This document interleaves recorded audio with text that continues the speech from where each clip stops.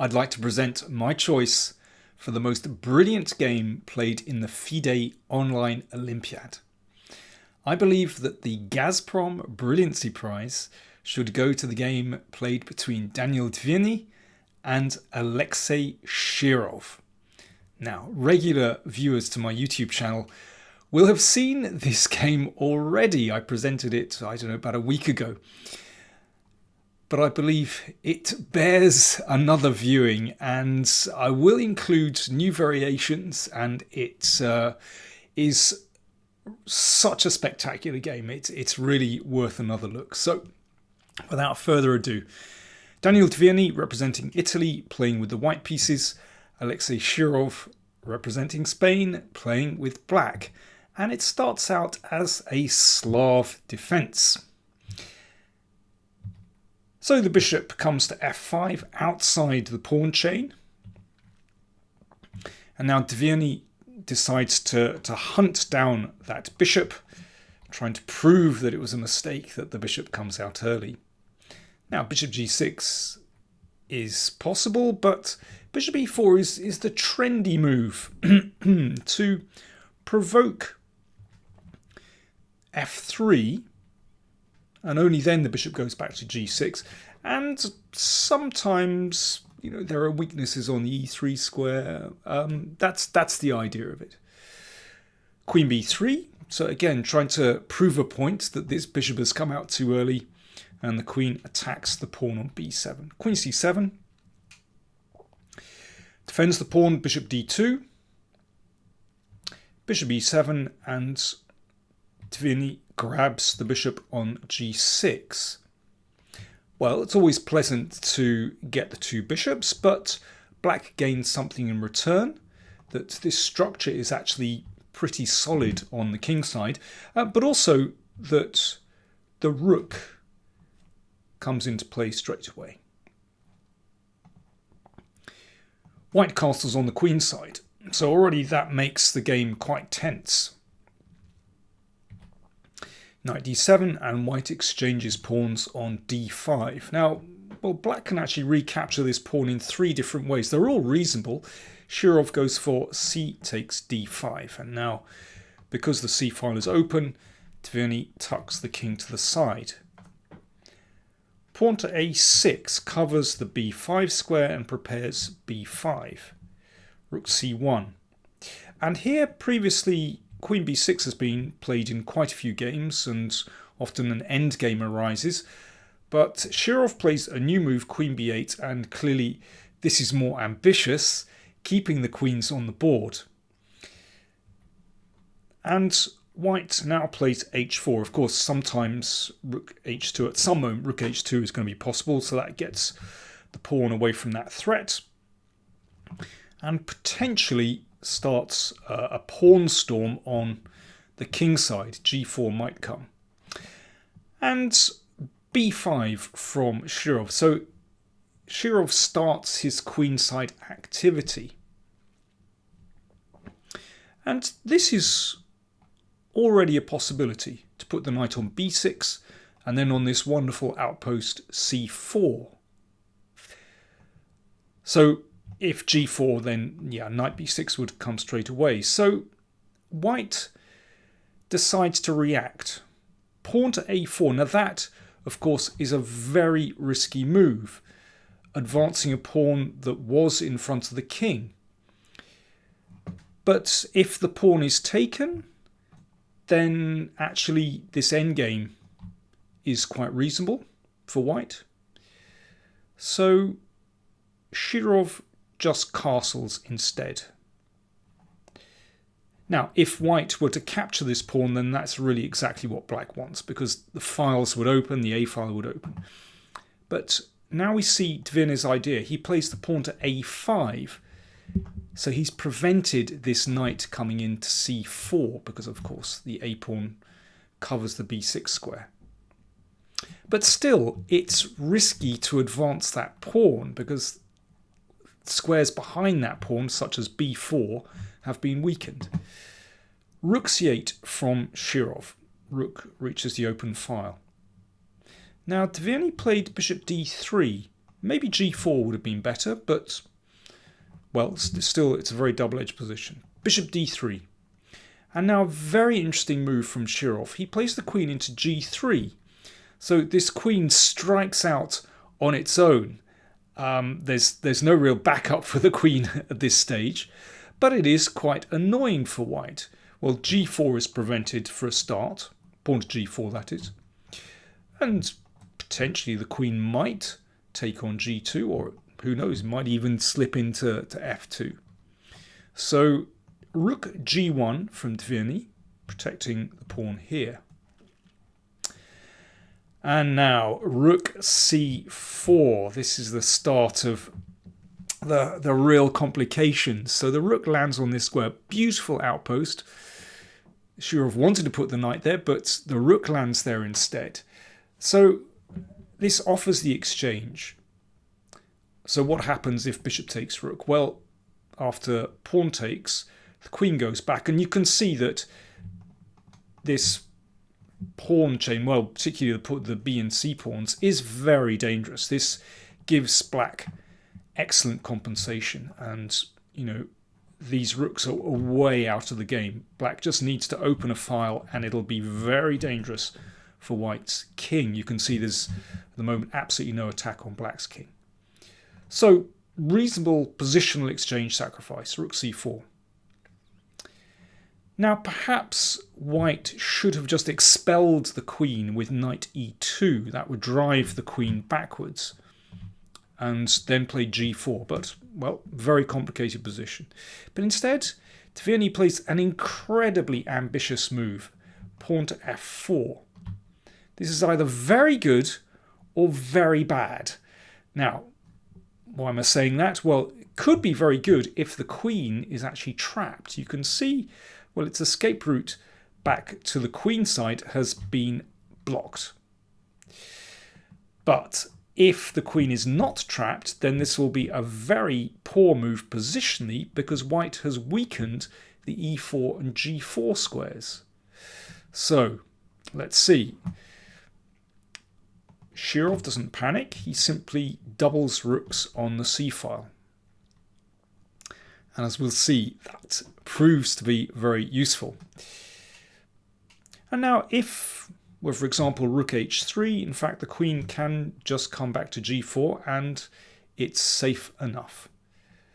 So queen d1, that covers the g4 square. The queen anyway wasn't doing anything on b3.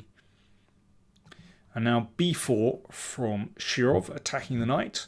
So the knight drops back, attacking the queen, which comes to g4. So it's still safe enough. And now knight c1 from Dvirnyy.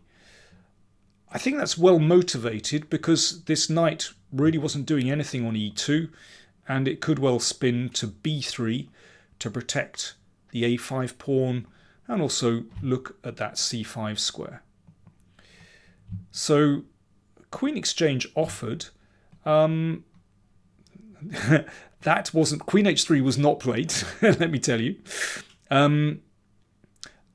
It's possible simply to exchange queens here and, let's say, play knight g4. And just a very, very interesting position. But Shirov plays now a quite extraordinary move. And this is the start of why I think this deserves to win the Brilliancy Prize. Knight e4. So this leaves the queen en prise. Now I should say this was not taken. Instead, bishop e2 was played. But let's have a look. What would happen if queen takes g4? Well then, knight takes bishop check. So the king has a choice of two moves. Let's look at both of them.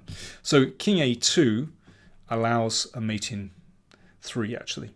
So if knight takes, then rook a4 mate, and if the king steps back, check, and mate on a2.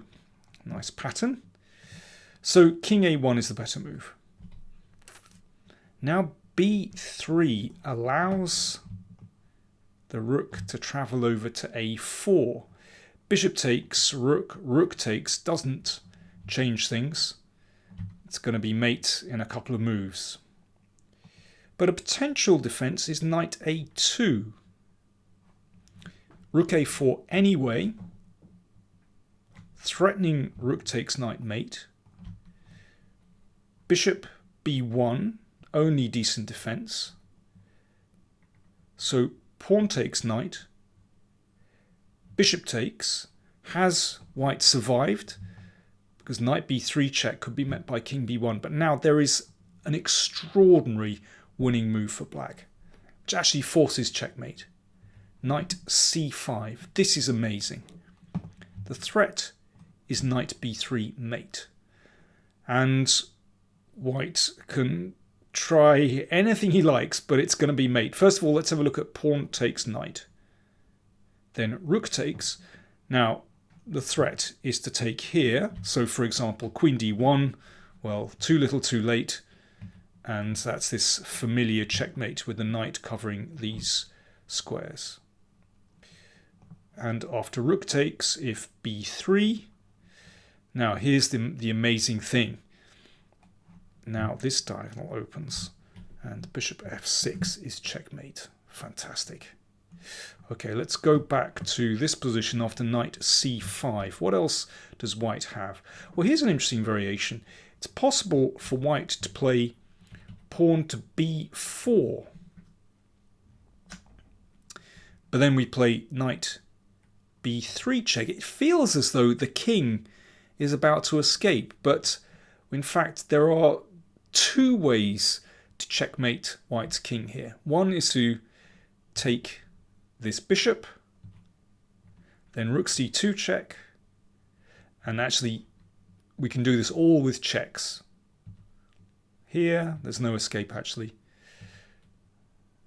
Here, if the king goes back to a4, then we've got rook b4 mate, and if the king goes this way, then check and rook d2 mate. That's a beautiful mate.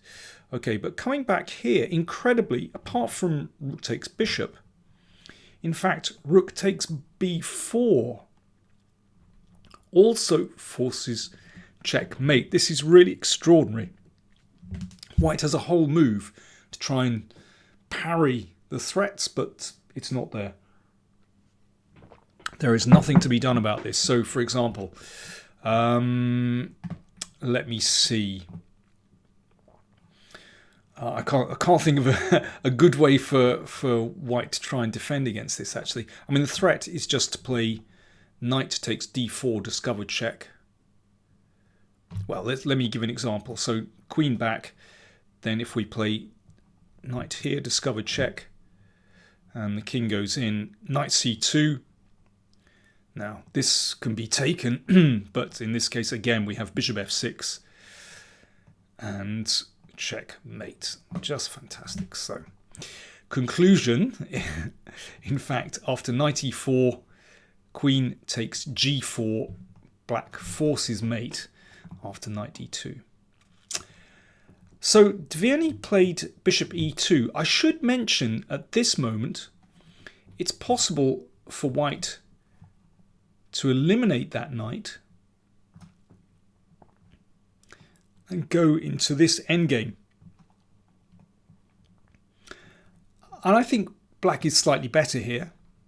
Active rooks, perhaps this knight can come into one of these squares. Positionally, it's pleasant for black, but white should be all right there actually. So what I find interesting is that Dvirnyy continues to play ambitiously. He still believes that he can perhaps trap that queen and plays bishop e2. And, well, we're very grateful for his ambition because something really extraordinary now happens again. So the queen goes back to f5. And the bishop goes back to d3. Perhaps he believed that this would end in a draw after queen g4 because he's now threatening this move g4. But Shirov played knight f6. And now, well, white should just play knight b3, but even then, black has a big positional advantage after knight g4. But Dvirnyy played g4. And now we have queen sack number 2. knight takes pawn, rook takes knight, and queen takes g4. A sacrifice, a queen sacrifice on exactly the same square. And this one is really fatal because black is now the exchange up. And in fact, Dvirnyy now played queen takes queen, allowing knight takes bishop check, king a1, and rook takes c1 was the final move of the game. Let's just see the checkmate. Rook takes rook, and now b3 is mate. There you go. I believe that should be the most brilliant game of the tournament, or should be awarded the Gazprom Brilliancy Prize. But we will have to see what the other judges think, because, well, it's a question of taste, of course. I believe that FIDE will tot up the votes and make an announcement on Friday. Maybe a little later, I'm not exactly sure, but anyway, I will keep you informed and let you know which game finally wins. But I think Alexei Shirov deserves to have the prize. But I also should give great credit to his opponent Daniel Dvirnyy, who played really ambitiously, and he played his part in this brilliant game as well, actually. Thanks for watching.